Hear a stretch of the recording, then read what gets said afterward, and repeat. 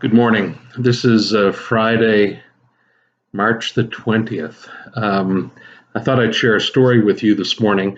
It's a story I told in a sermon when I was a curate at St. Paul's Church like 31 years ago.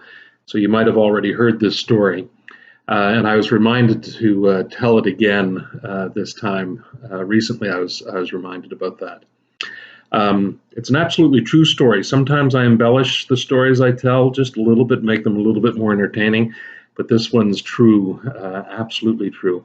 It happened when I was 15 years old, and I was hanging around with a group of friends. We were probably about 8 or 9 of us hacking around on the street and in Dartmouth, in North Dartmouth. And one of our mothers came home with the groceries. And being good guys, we helped her carry the groceries into the house. Each one of us took a bag or two and deposited them in the kitchen. As our reward, we weren't expecting a reward, but we got one. As a reward, she brought out a little box of plums that she had purchased that day. Now, these weren't just any plums. These were the juiciest, tastiest, most wonderful plums I'd ever eaten in my whole life. And here we had this group of boys, however many of us we were, eating these plums, and they were succulent. They were delicious, and I just savored the flavor of those, of that plum that I had in my mouth. And I even had the pit in my mouth, and I held onto the pit for a while. I don't know what happened.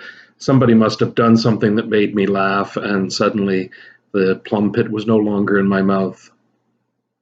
I'd swallowed it. Well, 15-year-old boys jumped to all sorts of conclusions about what to do.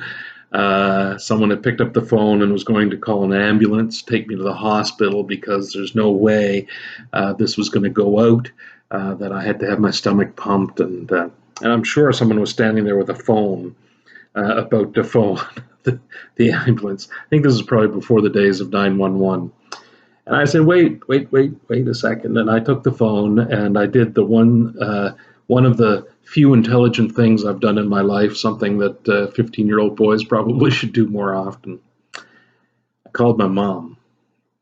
I told my mom the story. I told her about, the groceries and the plums and how delicious they were. And I was holding on to it in my mouth and I swallowed it. And the guys are saying that I need to have my stomach pumped. And I expected to hear sympathetic words from my mom, but instead I heard laughter. Yeah, laughter. Laughter went on a little bit longer than I thought it should, but finally, Mom was able to eke out these words: "This too shall pass." She was right, of course, and thinking about the state of the world today and how challenging it is for everybody from healthcare workers to plumbers. I had a plumber in the house yesterday, so thankful to see a plumber. As difficult a time as it is for us, my hope and prayer, and I truly believe that this too shall pass.